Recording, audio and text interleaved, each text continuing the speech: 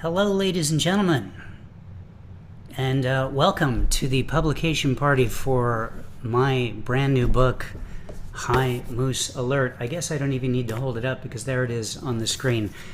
Think of all the time I could have saved not highlighting the cover of the book just then. Thank you for being here. My name is Rick Lupert, coming to you live from Southern California. Regarding the title of the book, it occurred to me some people let me know that there's a couple ways to interpret the title High Moose Alert, and I wanted to clear that up in case there was any confusion. Of course, some folks said to me, is this about a moose who's under the influence of a particular narcotic or something of that nature, who we just happen to encounter, as if the title was, a warning, watch out for this moose, he's on drugs and he might steal your money. This is not what I meant when I named the book High Moose Alert, just so you know. This book was written last summer when my wife Addie and I were lucky enough to be able to travel via cruise ship at first, actually to the city of Vancouver at first, then a few days on a ship in Alaska, then deep into the Yukon to visit cities like Dawson City, where the gold rush happened, and there's a lot of interesting things happened there, and ending in Denali, a beautiful national park in Alaska, and finally Anchorage. So one of the things that I'd really hoped to happen on this trip was to see a lot of different wildlife, and I don't know that I saw as much as I wanted to, and I felt like I was constantly on a high moose alert, as it were, just constantly hoping around every single corner I would turn, there would be a moose greeting me saying, "Hello, Rick, I'm here to be gazed upon by you." So that didn't happen, but we're going to make up for that a little bit today. This is what's going to happen.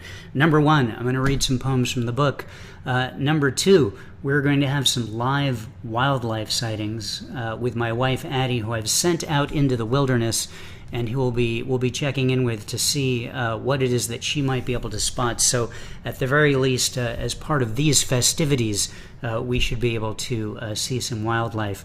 We're going to check in with Angela Van Nostrand, who is a wonderful person I met in Dawson City, Canada, in the Yukon, at the Jack London cabin, and she's got some interesting stories to tell about that, as well as what it means to be a tow captain.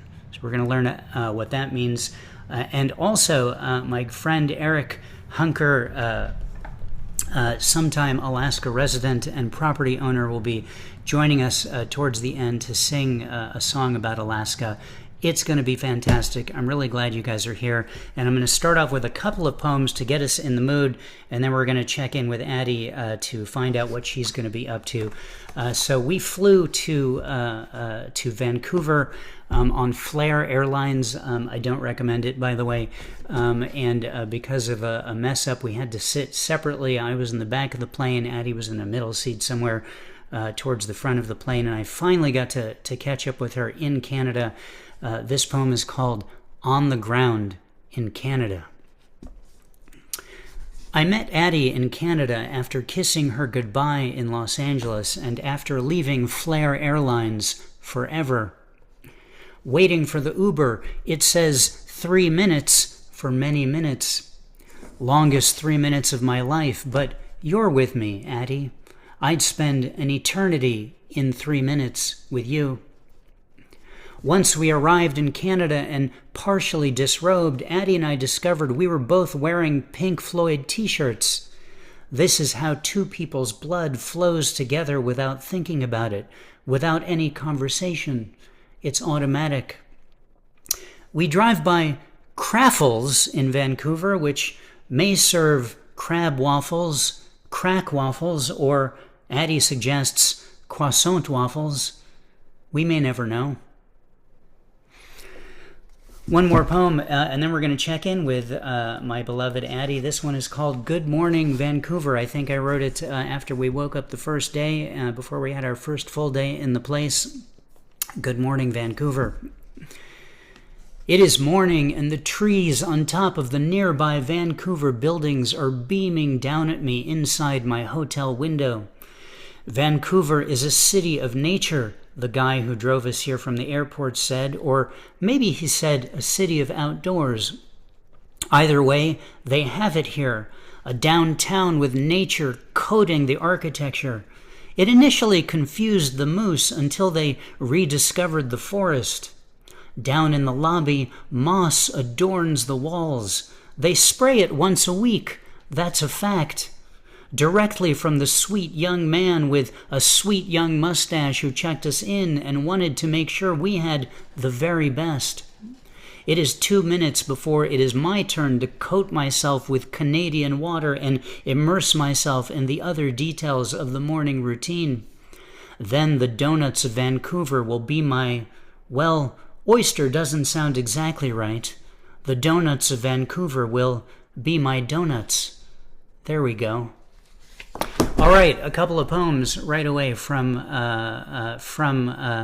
Vancouver, Canada. I've sent Addie out into the wilderness. Addie, are you there? I'm here. Can you hear Okay, me? great. I really appreciate you making this trek for us out there, and I know it's sometimes not comfortable to be out there in the wild and not at home. So what do you think we're gonna is gonna happen out there? What I'm are your not hopes? I'm not really sure. I know I was out earlier this morning and I did notice a little bunny over here in this area. I don't suspect the bunny's going to come back. Usually that's more like an evening thing. So I don't know Sure. what else we're going to see. So I'm going to keep looking around and keep my eyes open. And you think we're going to see a moose today? I don't know. I can tell you that I'm on high moose alert, so I'm hoping that in fact a moose or some relation to a moose shows up. I hope that for you as well. Thank you, love. I appreciate that. I'm going to cover the expenses of your trip back, by the way, so don't worry about that. We're gonna see you again soon. Addie Lupert, ladies and gentlemen, out in the wilderness. I'm going to share a couple poems. After we left Vancouver, we went on a cruise for a few days to see parts of Alaska that are really easier to get to when you're on a boat. So these are just a few poems that I wrote in that experience on this boat. This one, we went to brunch on the cruise. Pretty much all you do on a cruise is eat, so this should be no surprise to anyone. Brunch. 1. At brunch in the main dining room, they have alphabetized the waiters. We have Boyu and Bayo. At least that's what it says on the card at our table. When our server comes, his name tag says Dwi, though. Now I have no idea what's happening. 2. A man named Rico takes our berry plates away. I pronounce it Rico, but Addie says Rico. Either way, we do the secret handshake and are now bonded for life.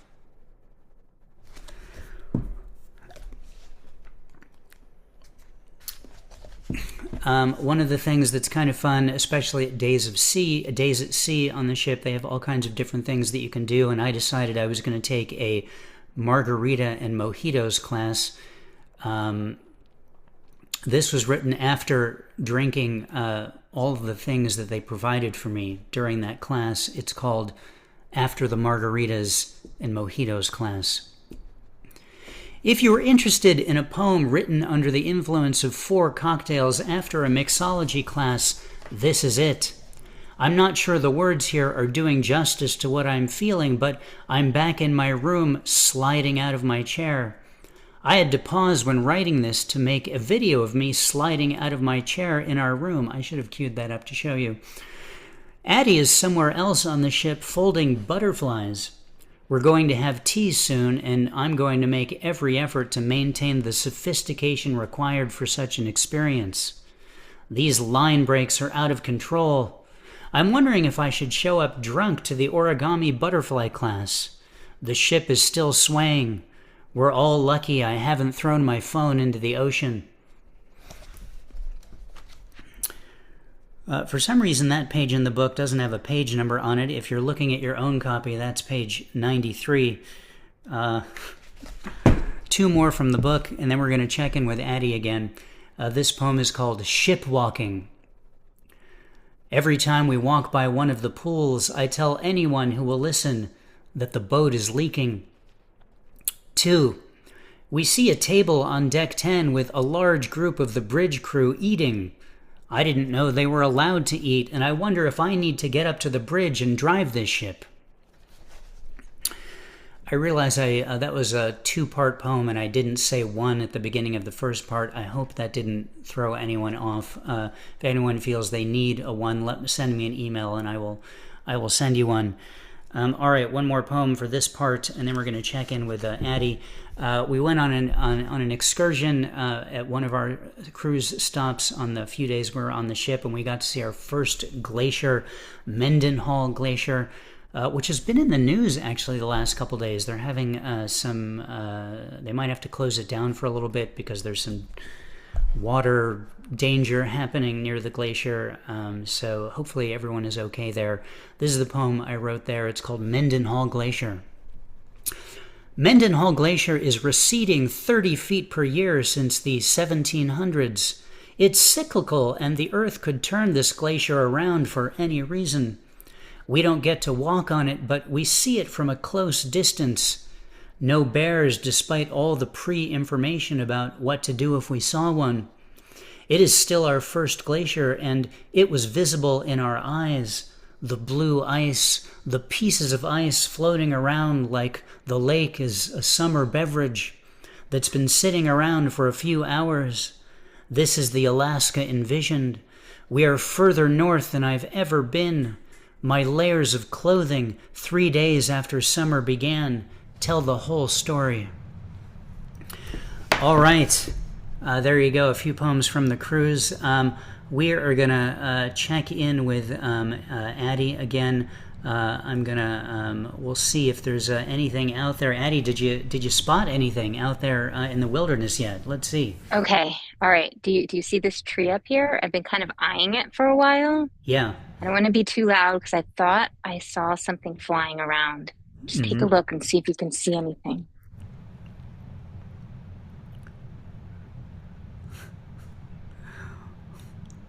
Wow. Is that an actual bald eagle? My God. Amazing. This is fantastic. How lucky are we to just by chance have seen Oh my gosh, did you see that? It was so close. It looked so big. It's pretty special. Pretty special. Yes, Addie, thank you so much. That was wow! How lucky that was amazing. I remember when we were in on one of our stops on the cruise, just before we got on a boat to go see whales. There were all kinds of American bald eagles flying around. One had a fish in its mouth, and to think that we're lucky enough to see one again today, I'm blown away. Amazing, amazing. I'm so glad we got to see that. Me too. Thank you for being out there. All right, ladies and gentlemen, we're going to check in with Addie again to see what else that she finds. Thank you, Addie. After we got off the boat, we headed on a beautiful train into the Yukon Territory, and here's a few poems about that. And then we're going to meet Angela, who was in the Yukon, and hear the things that she has to say. I'm really excited for you to meet her. So, a few poems there. We were following the Gold Trail on a train, and we got up to, well, this was written, I think in, was it Fairbanks? Or no, this was in Whitehorse, up there on the way to Fairbanks. So not quite in the Yukon yet, but we had an interesting experience in a bar called the 98 Bar. This poem is called Love in the 98 Bar. We walk into the 98 Bar on Wood Street. The first thing that happens is Billie Jeanine tells Addie she is beautiful. They hug and photos are taken. We order 2 shots of local whiskey. At our table, Billy Janine's aunt, Darling, asks us if any Yukoners still come in here. We ask her if she's from the Yukon. 70 years, she says. Then, yes, I say. Billy Janine is now complimenting Addie's rear end and posture in that order. She refers to Addie as a snack. I don't know if these people are Yukoners, but you don't get much more local than this. Beavers and bears on the walls, this place from 1898, a hotel on top. Our patriots are across the street. Addie draws something in Billy Janine's memory book. She is spending a year without a phone. Now Billy Janine is drawing Addie. The bartender pours us exact shots of Two Brewers whiskey, distilled here in town. This is where you come to be in this place. That was a pretty amazing experience. Just a local person falling in love with Addie the moment we walked in the door, and me there to witness it.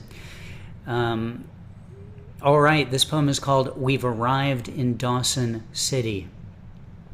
Dawson City is where everyone was headed during the gold rush. It was a treacherous place to try to get to before they put the train in. It was treacherous and deadly to people who built the train. We got to take a train and a bus there. It was a great place. We loved it there. We've arrived in Dawson City. Tyrell, that was the name of our tour director on this trip. Here you go. The driver tells Tyrell to wait before making announcements because the nearby bus has the same frequency. Tyrell agrees because he doesn't want them to know our secrets. We're a couple 100 kilometers from the Arctic Circle this time of year. The sun never sets. It used to be you could only get into Dawson by boat. Then the highway came and the age of the paddle boats came to an abrupt end. You can go to see the paddle boat graveyard in the forest if you'd like. We touch lips over the Klondike River like two Jack Londons in love. The Klondike and Yukon rivers met here. They haven't left each other's presence since. When in Dawson, drink the tow. I overhear someone in the breakfast room at the hotel say, I had my hole and I lost it. We're going to hear more about the tow in a little bit. One more poem, and then we're going to meet Angela. Oh, this is a perfect one before we meet Angela. This is called Tow Slogan and Information. I'm not even going to explain it because eventually Angela will. 1. You can drink it fast, you can drink it slow, but your lips must touch the toe. 2. $2,500 fine for swallowing the toe. All right, ladies and gentlemen, it is time. Addie and I, when we were in Dawson City, went to the Jack London cabin. You probably know Jack London spent time there from all of his literature, and the person, who we were lucky enough to hear tell us all about Jack London from inside his, I guess the visitor center next to his cabin, was Angela Van Nostrand. Angela, hello. Hello. Hello. It's so great to be here. And thank you so much for those poems. They're so fitting. And I absolutely love hearing about your Yukon experiences. So, yeah, so I wanted to just start off by just giving a quick kind of intro to, I guess, where we first met at the Jack London Cabin and Museum in Dawson City. And just let you know, I guess, really quickly how I landed at that really unique spot. Back before it, the Jack London Museum was really significant for me because before I had ever gone to the Yukon, I was living in southern British Columbia in Canada, and my only reference of Dawson City was through reading White Fang and to build a fire in high school. And so, when our parents told us they were moving to the Yukon in Dawson City, we thought they were absolutely nuts. And I was trying to explain to my friends where we were going, and I'm like, that town in White Fang and Call of the Wild, like that's it. And so that was my only impression. And after living in Dawson City, finishing high school there, living there for a number of years, it really came full circle to land at the Jack London Museum and to just learn more about Jack London, his unique attributes, his literacy ship, I guess, and his extreme resilience to life challenges and his sheer determination to pursue his dream at all costs. And it really reminded me, like that part of his personality really reminded me of my parents and their story of how they purchased the downtown hotel in Dawson City that brought us north. And so I guess just to segue into that, in Well, 1990. before you do Oh that, yeah. let me just say we were really entranced by listening to you talk about Jack London, and I remember when we got there, I vaguely recalled that the rest of the people on our tour were not necessarily the type of people who were going to go check out a writer's cabin. So it was Addie and I and maybe two other people who came in when you were talking, and you were talking and talking, and we were just soaking it all in. And at one point, you said something like, please stop me. I could just go on and on and on. And I was my first reaction was like, please go on and on. We're loving this. So your passion for Jack London and that place really was evident in that place. I know you've moved since then. I know you miss it a lot. So I hope it's still in good hands because they definitely are missing you there. Yeah. And yeah, so you have I kind of alluded to this in the poem that I read there, but there was this whole thing about a human toe and a beverage, and you have a direct connection to that. So now you can officially segue into telling us about that. Thank you so much, Rick.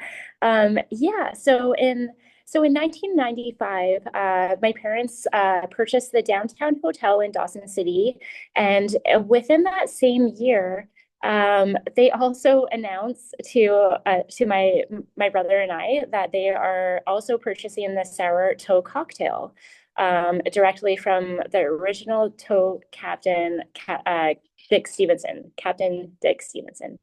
And just among all the shocks that came that year, that was certainly an unexpected one. I quickly learned the history of the sourdough cocktail, which I guess quickly share with you if you like. So in the late 1920s, there were a couple of brothers who were running rum across the border to Alaska. So it was during the time of the prohibition of alcohol. They were doing so by dog team. And on one of their trips, one of the brother badly frostbite his foot. And about 2 weeks later, they were living 40 miles away from Dawson City at the time. So they weren't visiting a hospital anytime soon. And a couple weeks later, they cut off a very frostbitten toe. And they just, without really thinking, they just put it into an old pickle jar and like left it in this cabin, left it behind. So about 40 years later, Captain Dick Stevenson, he was a very eccentric old man. He purchased this cabin that these brothers used to own, and in it he found this a very petrified, previously pickled big toe. And how it became the sourdough cocktail is that in the 1970s, Dawson City was becoming a tourism destination. And so with that, it wasn't the tourists that inspired the toe. It was the university students that were coming up, spending the summers to work in Dawson City. And the locals who had been there for years felt like they needed some kind of initiative for these university and college students to earn the right to call themselves true Yukoners.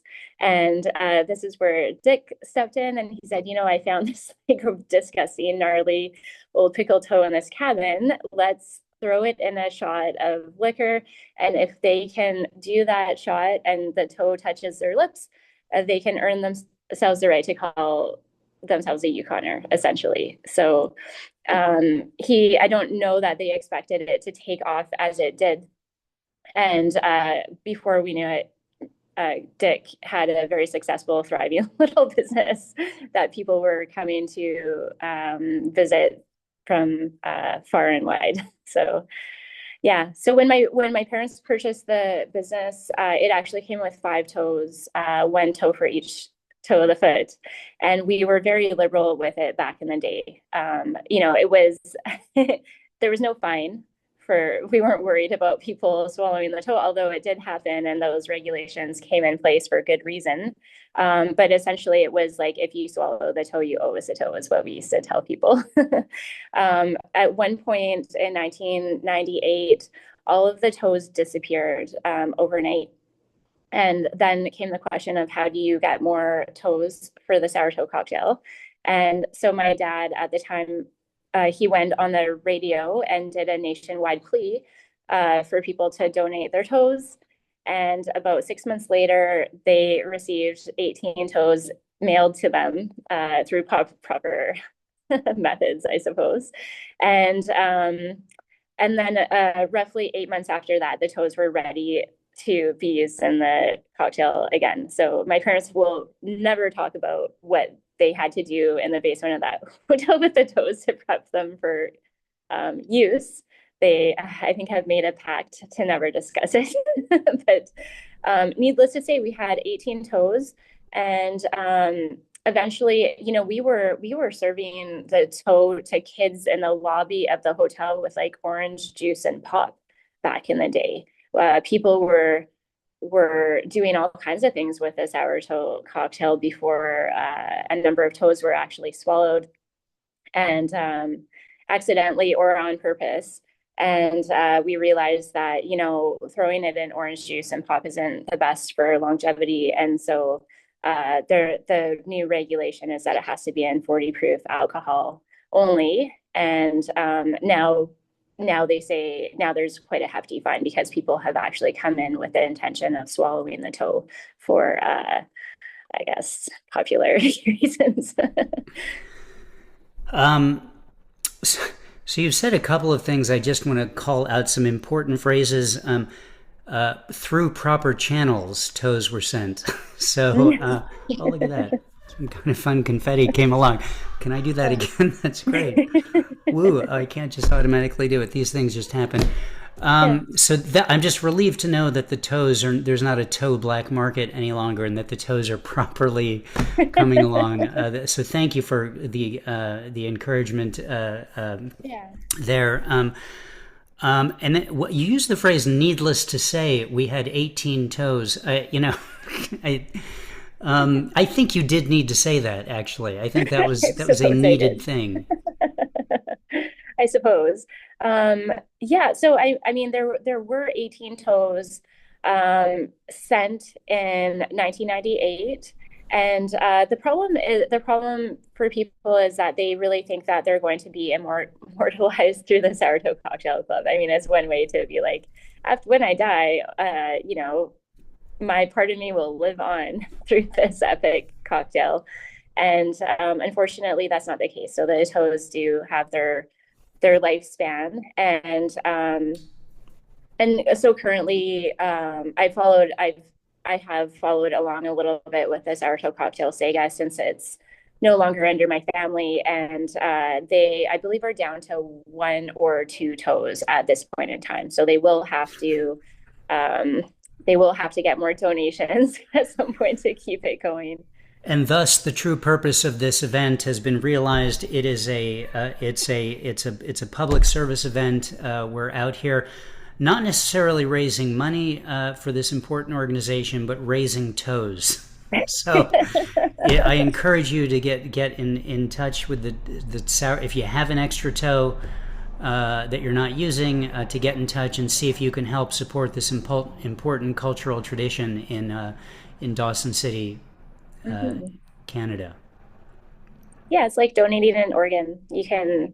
People have willed the sourdough cocktail their toes, essentially. Please, when you get your driver's license, check that box. That I am willing to donate my toe. That sounds really important. Angela, this was fascinating. It's so nice to connect with you again, and I really appreciate you. I know you had to do some stuff to be able to make sure you could technically be on Zoom, and I really appreciate the effort you put into this. And it was fantastic meeting you and re-meeting you, and I hope that we stay connected. Thank you so much, Rick. Thank you so much for having me. It's been an absolute pleasure. All right, everyone. Round of applause for Angela coming to us live from Canada, telling us great stories about her time at the Jack London Museum and Cabin in Dawson City, and her family's important experiences with the sourdough cocktail. Send your toes, people. That's why we're here today. All right. I'm gonna read a couple more Dawson City poems, and then we're gonna check back in with Addie to see if she has spotted any other wildlife out there, and then we're gonna a couple more poems and hear from an Alaska song from Eric. This poem is called "Goodnight, Dawson City." Dawson City, Canada, only has one paved road. We walked it today, but mostly the unpaved ones. The just dirt ones, the ones which made me wonder if I found a shovel, could I dig up the road? Some of the buildings, or at least one, sunk because their occupants melted the permafrost beneath them. I never thought about the word permafrost until today, when much of what I did was look at it.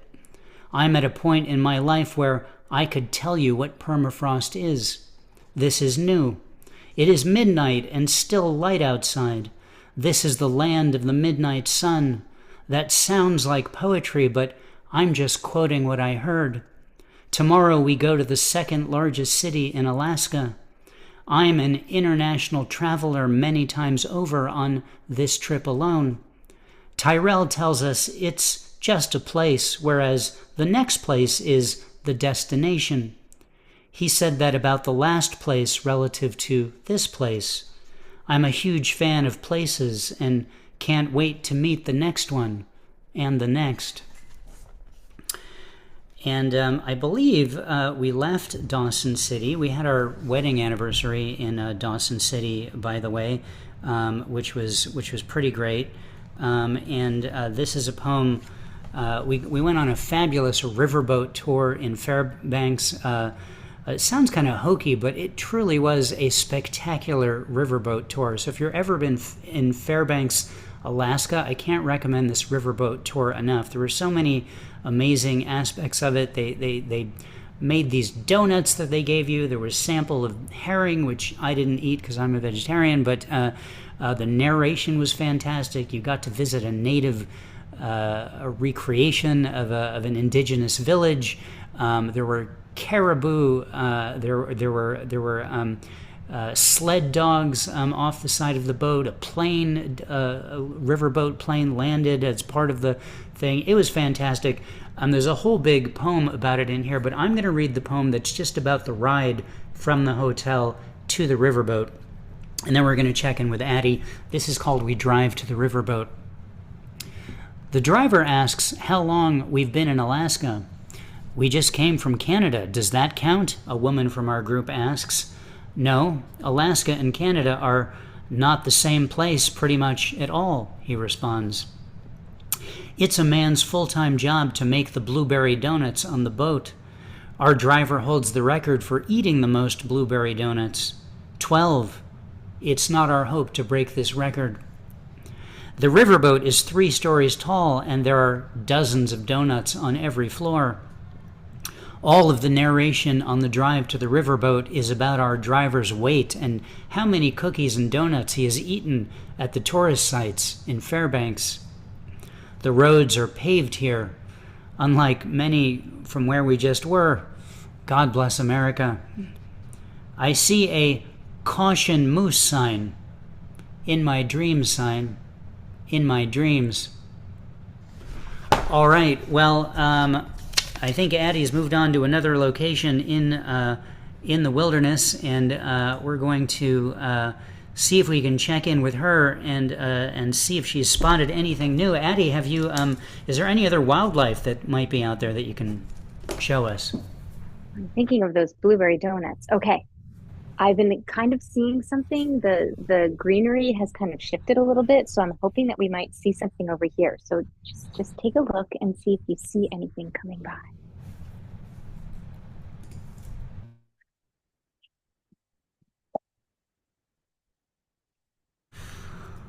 Wow. Oh my gosh, there it is again. We saw none of this in our time in Alaska. I'm amazed that Addie was able to find eagles and, was that a caribou, Addie? Oh my gosh, that was a caribou. Do you remember, though, on the boat, we did get to see some caribou?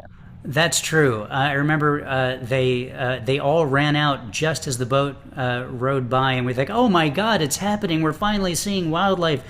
But of course, that was timed. They let them out of a particular gate, and they ran through, and it was very dramatic. But they actually were there, and we did see them, and then got to see them up close. So that was pretty cool. We ran across the whole boat because we were so excited. Do you remember that? And then we found out later. Oh yeah, okay, yeah, but we got to see them. We did get to see them, so that's better than nothing, I guess. All right, Addie, you're out there doing it. You're in the wilderness. Yeah. You probably haven't eaten for days, or I know. I'm showered thinking of those for donuts weeks. now. Oh my Right. gosh, it's getting hot, a little windy. Yeah. Okay. All right, I'm gonna keep looking. Report Good. back. All right. Thank you so much, Addie. We're going to check in with you one more time later, give you time to get off to your next location. Thank you so much for doing this. Thank you. All right. Addie Lupert, ladies and gentlemen, out in the wild. I'm going to read a few more poems. These are poems that I wrote in Denali. Denali is the major national park in Alaska. I think they're trying to call it something else these days, but whoa, hold on. I think I still have Addie's video pinned. Let me unpin that so we don't need to see her travels. There we go. Much sympathy to Addie, though, as she makes this great effort to travel from place to place to show us things. So anyway, as I was saying, Denali is the original name, and as far as I'm concerned, current name of the national park in Alaska, which was spectacular to be at. If you ever get to go to Denali, I highly recommend it. We were lucky enough to actually get to see the mountain. We went on a bunch of hikes. It was really cool. I'm going to read a few poems from there, and then we're going to check in with my friend Eric and hear a song from him. Here we go. This poem is called "I Ask Addie If All Bears Are Named Barry." She tries to think of the name of that famous bear. We get through Smokey, Winnie the Pooh, Paddington, and more before we get to Yogi, which was who she was thinking of. So, no, she says, and now I'm wondering if any bears are named Barry, like the two strangers at this bar who are named Barry.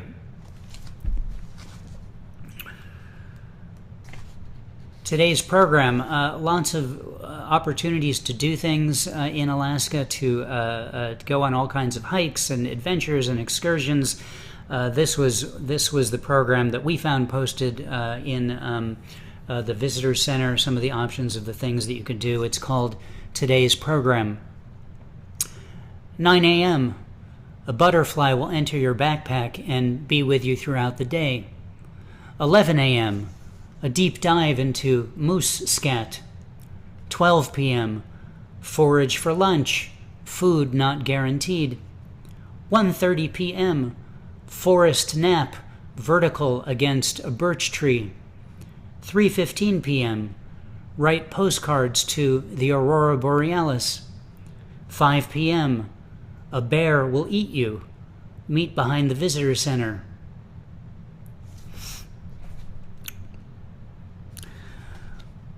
Some of the things available to you in Denali. One last poem from Denali, and then we're gonna meet Eric. This poem is called "High Moose and Bear Alert." I wrote this with high hopes before we got on the bus to go miles and miles into Denali, where we hoped to see all kinds of animals and things. Today is the day bear and moose will do their wilderness dances for us. Into the tundra, hours on a school bus where we will be schooled, heading toward Denali, which used to have a Caucasian name, but only for a brief time before America came to this one sense. Quick update, America has lost its mind again. We are miles closer to that massive native peak to, if the clouds agree, afford us a single glimpse of it. There are no guarantees we'll see anything but bus seats and trees. We're praying so hard, though, for natural cold noses, for everything this holy Arctic desert has to offer. There you go. We did get to see Denali. It was a very clear day. I think we joined what they called the 20% club. I forget the exact percentage, but only so many people actually see the mountain of Denali when they're up there, and it's not a high percentage. So they say we saw a bear, but it was kind of far away and we didn't really see it. We saw these little things wandering across the road and some birds. So I guess it was cool that we got to see Denali. All right, well, speaking of Alaska, ladies and gentlemen, my friend Eric Hunker, who I know from Havana Shira, a beautiful place where people get together and sing, is here. Eric, hello. It is so great to see you. Hey, Rick. It's great to see you too. Now, I feel this is the first time I've spoken with you outside of Havana Shira. Is that true? I think I might have crashed a couple calls, maybe with Zach one or two times. But Okay, sure. but yeah, we've never Zoomed before. All right. Well, this feels like a big deal as far as I'm concerned. So, you, besides knowing you from this sacred place where we all sing and fall in love with each other and all the things that we do, it'll be obvious that you're a fantastic musician, but you also are a sometime Alaska resident and property owner. Is that true? Yeah, that's right. My brother's lived in Alaska for 16 years, and I've been spending a part of my year up there every year since he moved, basically for the last 15 years. And a few years ago, my brother and I bought a property with some old historic cabins and have been working to restore them and build a new structure. And it's been all of my free time for the last few years has been up there. That sounds amazing to have a reason why you have to go there and take care of things. And to quote another guy who went into the wilderness to live deliberately, I know you've got a song which probably answers this question, but if you were to maybe give some impressions of Alaska and why you bothered to do this, what is Alaska to you?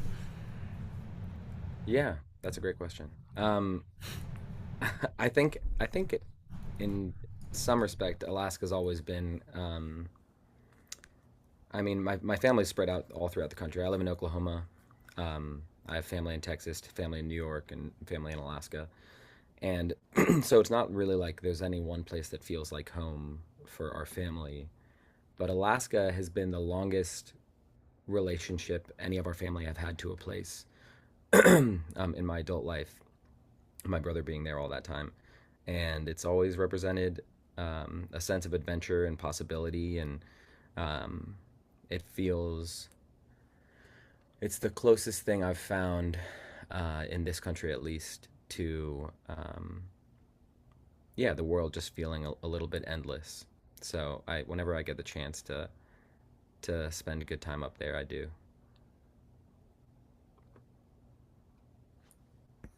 That's great. That's beautiful. I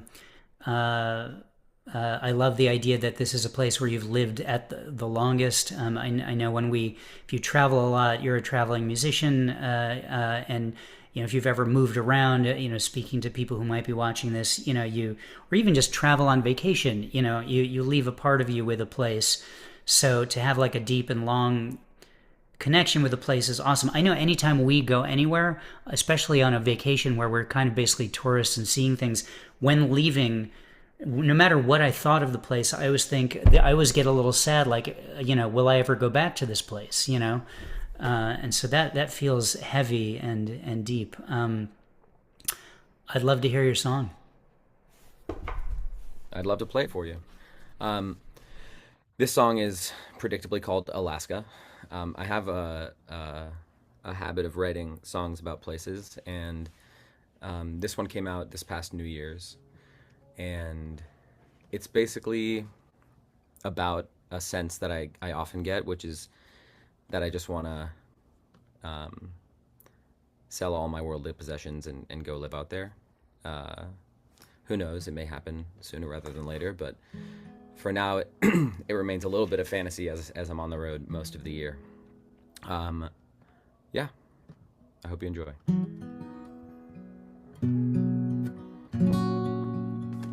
Okay. Let's run away to Alaska, anywhere the world can't find us. South Dakota, North Carolina, I've been running long enough to know the pretty places we could hide, yeah. Let's run away to Alaska.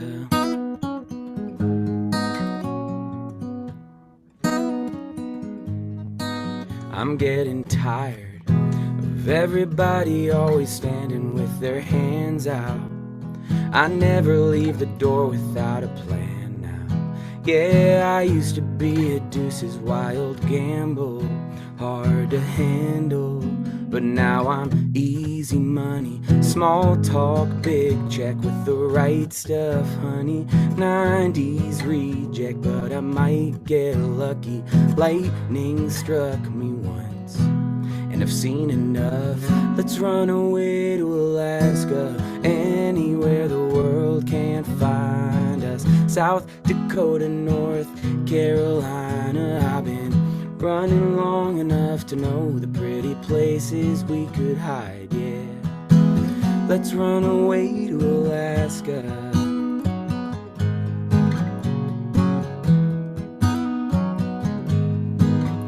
What's the point of everybody all pretending that they're okay while the world around them's ending, drinking rosé? We're all riding the tsunami to the shore now.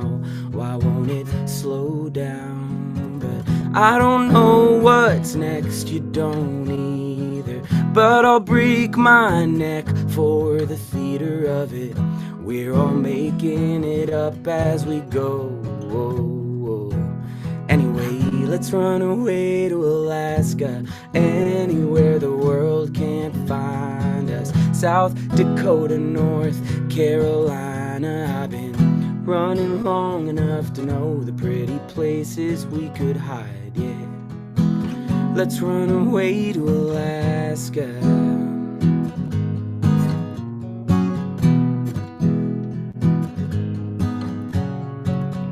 You could be my northern lights, I could keep you warm tonight.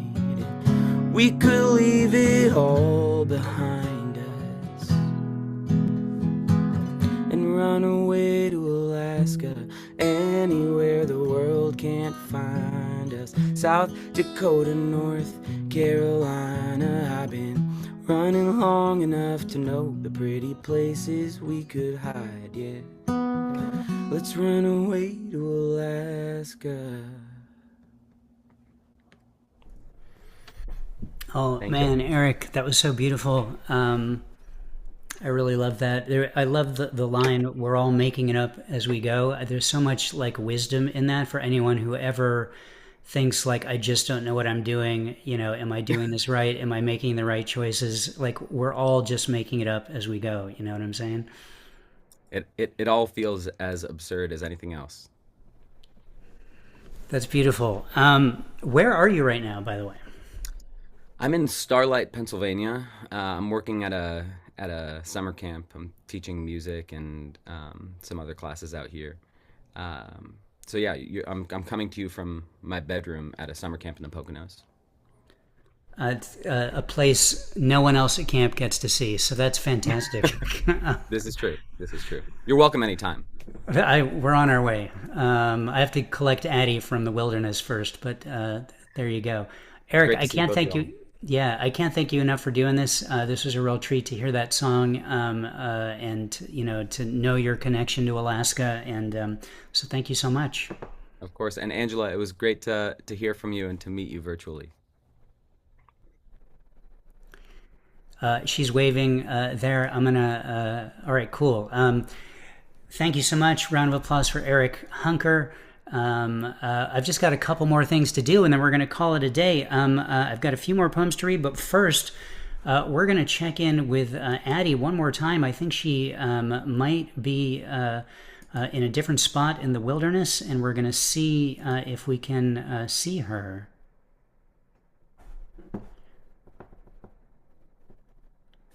Addie, are you there?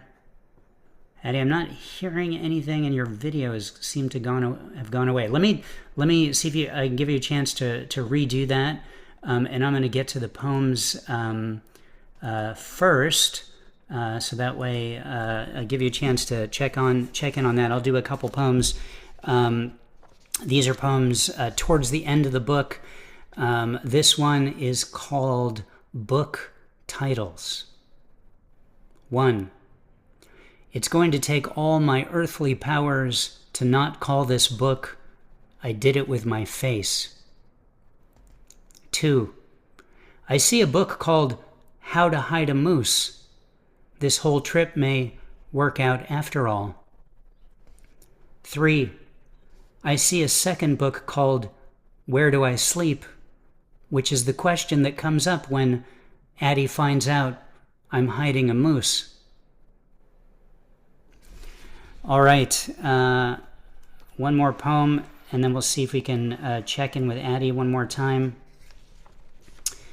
This poem is called Good Morning Anchorage, for the Last Time. This was written, I guess it's kind of obvious. We were waking up in Anchorage, having a little bit of time before we had to head to the airport to head back home to Los Angeles, the very last day of our trip, which we ended in Anchorage. Good morning, Anchorage, for the last time. I dream we have to take planes and buses and boats to wherever we're going next. Anchorage's train whistles wake me into the reality of when and where we are. It has never stopped being daylight. We need to get out of this hotel before the night shift comes back. Good morning, Anchorage. We will take our breakfast now. I'm laying everything down on the possibility of your coffee. Your elevators so far have done the work of Captain Cook. He died in Hawaii long before we had the chance to walk its probably wild chicken-laden shores. It's not fair to mention that place at the end of this one, but it's the only other American place that isn't a lower 48, so you can see how they're related. It's like they're sisters. Our entire trip to Alaska was a sibling brunch, more about the relationship than the food. Aloha, Anchorage. We'll always have Paris. All right, I think we have Addie back. I do have one more poem to read to close out the event, but I do want to check in with Addie one more time to see if we can get to her. Addie, are you with us?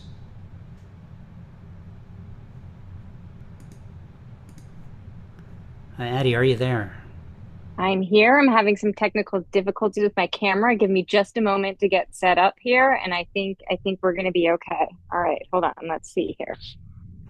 It's, when you're so far out into the wilderness, it's not surprising that the internet isn't as good as one would hope it would be. Being surrounded by mountains and glaciers and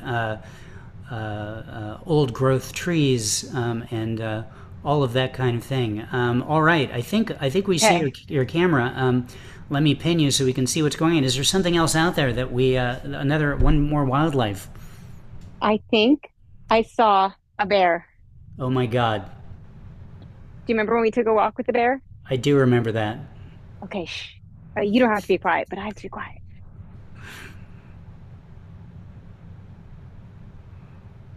This is very exciting, people. Oh, look at that. It's a very well-dressed bear, by the way. Do you see that? It must be going to a bear formal. Most bears, when you see them out there, are not wearing bow ties or, if I may, bear ties. That's clearly a bear from the 70s, if you see the strut that's happening there. All right, well, fantastic. I can't believe that. Yeah, we spent the whole trip looking for a bear, and hey, you're wearing the same bow tie as the bear. What's going on there? Wait a minute. Has this whole thing been a ruse? Oh, I don't hear you, Addie. Your sound has gone away. Are you? I'm still here. Okay. Well, gosh, that was great. Yeah. Be careful. It looks like you're in the same place where the bear was, and the last thing I need is for you to get eaten by a bear. Okay. I'll be home soon. All right. Thank you so much for all the effort that went into that. Ladies and gentlemen, Addie Lupert with Wildlife Sightings. Thank you, Addie. I'm going to close out with one more poem. Thank you all so much for being here. It really means a lot to me that you all are watching this poem. Here's watching this event. You can find the book at poetrysuperhighway.com/moose. Right there, it's the link that's under this here. I'll show it bigger a little bit later. Pick it up if you'd like. It's available in all the other places online where books can be found. It certainly means a lot to someone who's producing a book independently when a single person buys their book. It's noticed and appreciated, and I hope you enjoy it. It's a lot of fun, and you get to kind of go to Vancouver and the Yukon and Alaska with Addie and I. Our tour guide Tyrell made a point. He gave us his phone number, and he made a point of telling us, message me anytime, but as soon as we're done with the trip, please stop messaging me. Don't message me from the airport on the way home. None of that. And so I made a point of thinking, okay, I'm going to keep his number on file and message him for the rest of my life in any situations. This poem is called Messages to Tyrell Over the Next Year. Tyrell, we were at the Wildlife Center and a moose looked at me funny. Do I get a free cruise? Tyrell, we're back home in Los Angeles, but I forgot my zip code. Can Holland America Lines provide me with a new one?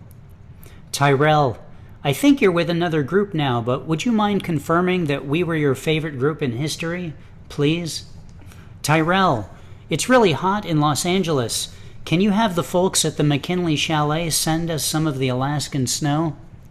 Tyrell, we're going out for pizza tonight. I don't need anything from you, but just wanted you to know where we were. Tyrell, we're in the Istanbul airport. Is it okay if we refer to it as Constantinople? Tyrell, I long to put my bags outside of my room and find them at my next destination. Tyrell, my Alexa isn't listening to me. Can you add cheese to my grocery list? Tyrell, are you sure you don't want me to have your personal phone number? Some of these feel important. Tyrell, I gained 2.5 pounds on the trip. Do I owe Holland America money for the extra weight? Tyrell, after 3 days I finally showered for the first time since Alaska. Can you make a note in my record? Tyrell, I'm wearing the sneakers I wore in Alaska. Do I still have to pay California state sales tax? Tyrell, if you visit us in Los Angeles, do you bring Alaska with you? We'd like to see it again. Tyrell, I used the wrong attachment on my hair trimmer and accidentally shaved off one of my eyebrows. Can I get a voucher for another one? Tyrell, they got my order wrong at In-N-Out. Is there anything Holland America can do? Tyrell, Addie's out of town for a couple of days. Do you know where we keep the food? Tyrell, we're going to Germany in a couple of weeks for a music festival. As best as I can tell, Germany is next to Holland. Are there any discounts available? Tyrell, my hair is falling out. Are you using all of your beard? Tyrell, where are my pants? Tyrell, I need a blood sample and the last 4 digits of your credit card number. There's no time to explain. Tyrell, I think my left hand is slightly bigger than my right. Help. Tyrell, can you tell me how many syllables are in a haiku? There you go, ladies and gentlemen. Poems from High Moose Alert. I have to tell you, Tyrell stopped responding to my messages about a third of the way through that. So I stopped messaging him. I left him off the hook. So sorry, Tyrell, if you're somehow watching this and that became a little too much for you. I want to thank a bunch of people. I want to thank Angela Van Nostrand, live from Canada, for being here with us today. Angela, I know you're still here, so thank you so much for being here. Yeah, thank you so much for having me. This has been just a pleasure to be a part of, and I love it. I love all the poems. It just brings me back home, some of your words, and they're just so perfect and well-fitting. So yeah, thank you so much for including me in this special moment here. My pleasure. Thank you so much for being here. Hope we stay connected. I want to thank Eric. Eric had to get on to do some stuff at camp. It's just about dinner time there. So, Eric, thank you so much for your fantastic song. You're an extraordinary musician and a beautiful person, and I'm really feel lucky that we got to hear your song, and best of luck with what you're doing in Alaska. I want to thank Addie. What an incredible amount of effort just going out into the wilderness on her own, in the danger, almost being eaten by numerous animals. I think in between takes, the eagle actually picked her up and took her to the nest and tried to, well, I don't know what it tried to do, but we're going to have a talk about that. So I don't want to talk about it. Yeah, well, I'm sending a party out to retrieve you, Addie. So we're gonna get you back home soon. Thank you, Addie, for not just that, but for as always being my muse on these trips. Standing by as I write down all the things that I need to write down when we're in the middle of having a vacation. I really appreciate that. I love you. Thank you so much. Love you. I want to thank Tyrell for putting up with me for months after his responsibilities with me were over. I want to thank June Melby. I don't know if June is watching, but June wrote a fantastic blurb on the back of the book that starts out with it's a joy-filled collection, that which has really resonated with me. Thank you so much, June. I want to thank all my friends who support, who watch this. Thank you guys so much for being here. I'm going to put up a slide to show you where you can pick up the book, and then say thank you so much for watching, everyone. I really appreciate you being here, and remain vigilant. We're all on High Moose Alert.